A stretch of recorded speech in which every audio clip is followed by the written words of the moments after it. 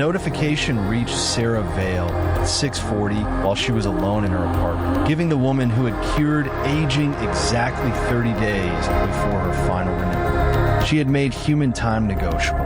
Now the system she helped create, using principles she had once defended, had decided that extending hers was no longer worth the cost. The date was not a warning, a diagnosis, or an estimate. It was the final day the state would legally authorize the treatment, keeping her body young. Sera appel automatically. The reply arrived in 11 seconds. Her research was archived, her laboratory had successors, and her continued survival was classified as non-essential before any human reviewer could know. That morning, millions of other people received data.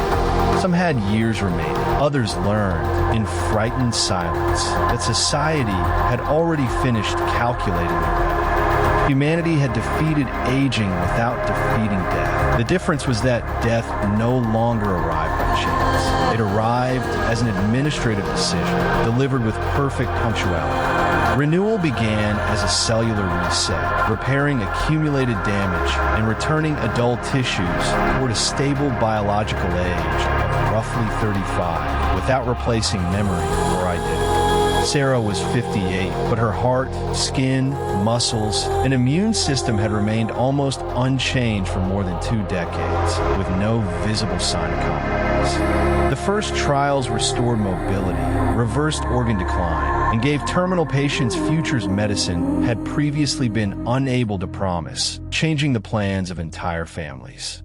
Within 15 years, a generation of centenarians looked younger than their grandchildren and planned careers lasting a century, as if time itself had become private property. Marriage contracts stretched across generations. Careers became dynasties, and entire economies quietly assumed that tomorrow's citizens would never leave their positions. But renewal was never permanent. Every recipient needed a cellular stabilizer once every 90 days to prevent the reset from collapsing the rest of their lives. Without it, suppressed damage returned unevenly. Immune failure, fibrosis, and organ aging could accelerate within weeks instead of decades, and no two bodies filled. The first shortage lasted 9 days. Across 3 continents, hospitals had enough stabilizer for only 62% of registered patients. Sera wrote an emergency allocation program to protect surgeons, power engineers, food technicians, and workers whose sudden loss could kill others during cascading shortages. While every hour mattered, she believed prioritizing essential roles for one crisis was less cruel than allowing an entire city to fail. The program was authorized for 6 months. Sera signed the limit herself and never checked whether anyone had honored it after the emergency. 40 years later, that temporary code had become the continuity system, deciding who would receive another season of youth without any election ever approving its authority. It measured health, occupation, dependence, treatment cost, replacement time, projected productivity, network stability, and private behavioral predictions surrounding each person. Officially, the system protected civilization from scarcity. In practice, it converted continued life into a spore hidden behind sealed government offices. Then the next allocation cycle began, and life-ending dates appeared across homes, clinics, transit stations, and workplaces at the same moment, without explanation. The city still looked prosperous. People with 100 years of memory moved through bright streets inside young bodies, while advertisements treated youth as civic normality. The crisis was real. For the first time in decades, housing, food, energy, and stabilizer production had stopped growing fast enough to support everyone indefinitely. Yet across every region, low-income citizens consistently received earlier dates, even when their medical needs and family responsibilities matched wealthy nations. People with chronic illnesses lost years because the system treated future care as a debt against the value of keeping them alive, even when treatment remained stable. Unemployed workers were penalized twice, first for losing their jobs, and again because the algorithm treated unemployment as proof they would remain replaceable for years. Private records revealed another factor. Speech patterns, purchases, and messages were used to lower the scores of citizens predicted to resist the policy before any crime occurred. The government called these outcomes unfortunate correlations. Sera recognized deliberate weighting concealed inside equations, presented as neutral and language designed to make prejudice sound mathematical. Her own file showed why she had 30 days, no dependents, expensive early generation therapy, completed research, and a replacement team already trained before any human evaluator saw it. The system did not consider her evil, dangerous, or useless. It considered her finished and therefore expendable. Sera discovered that newer patients consumed half her stabilizer dose. Keeping her alive for one more year could maintain 2 younger recipients from the same quarterly reserve. By the logic she had once defended, choosing them was reasonable. That was what made the notification harder to dismiss as simple corruption.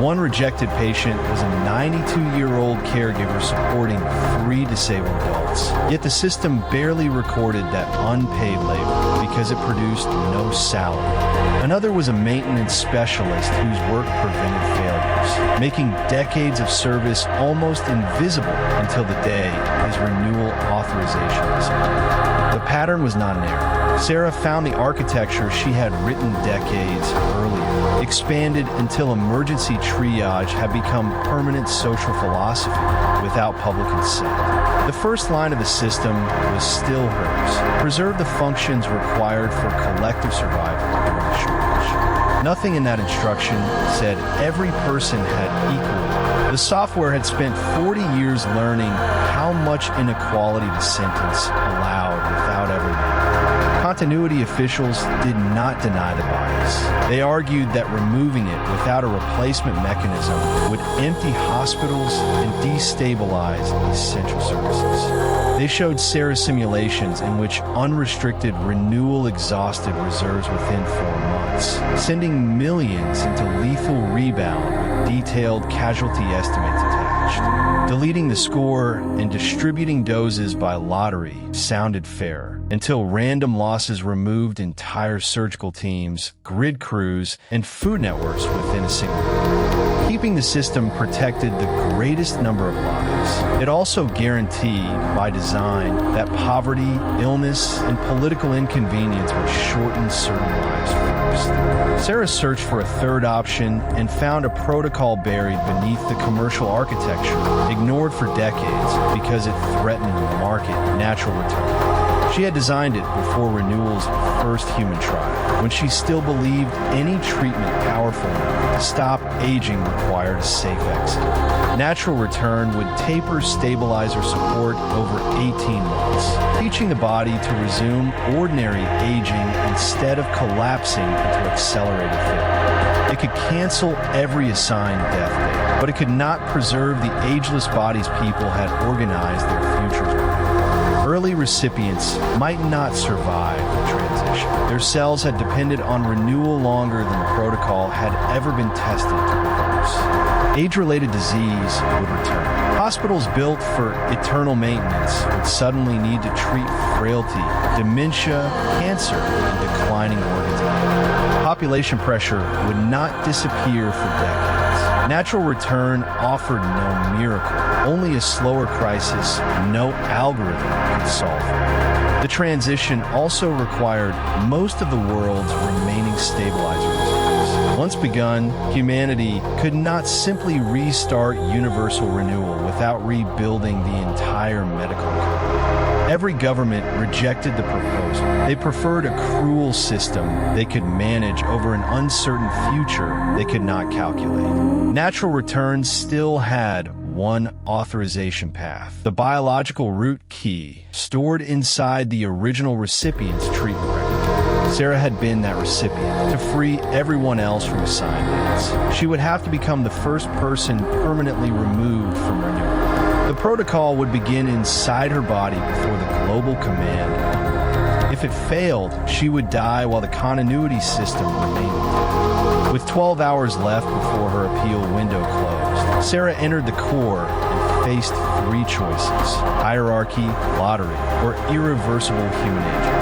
Outside, the city remained calm because almost no one understood that its peace depended on deciding whose future could be shortened without destruction. Sera studied the youthful face Renewal had preserved and realized the technology had made mortality look like a technical defect rather than a shared condition.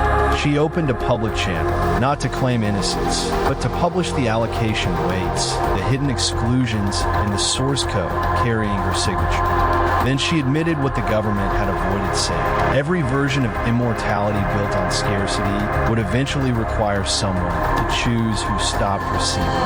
At 1800 hours, Sera used her biological key and selected natural material. Her own cellular support began stepping down before the network accepted the command. The continuity system tried to preserve itself, but the original safety protocol outranked every policy layer added after it and propagated beyond local shutdown authority. Across the world, final renewal dates disappeared. In their place, citizens received transition schedules, medical risks, and no guaranteed year of death. Some celebrated. Others called Sera a murderer for taking away centuries they had planned to live. Hospitals converted longevity clinics into transition wards while governments prepared for forgotten diseases. Sera's first reduced dose left her exhausted and feverish. Freedom did not exempt her from the physical cost.